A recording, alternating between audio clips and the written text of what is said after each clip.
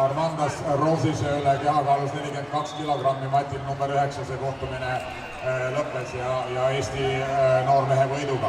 Järgmine Eesti esindaja siis Glib Halat, maadlustubis Kütsep, Ukraina poiss võrokesed, ja täpselt nii, ja läheb vastamisi Rodrigo Strjuksiga Liepaja võistkonnast.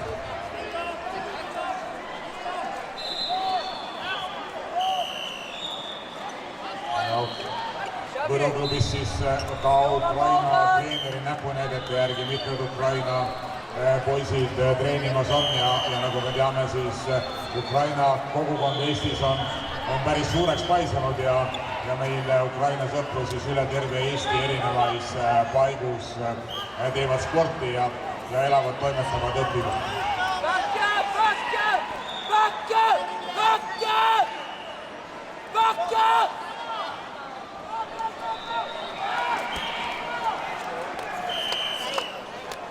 Glib on üritamas võtet Rodrigo vastu, Glib on seda kohtumist asunud juhtima punktidega 2-0.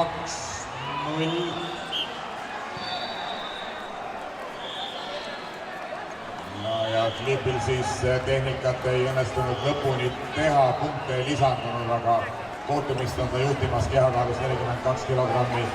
Matil number 9 Glib Halat ja Rodrigo Strjuks Läti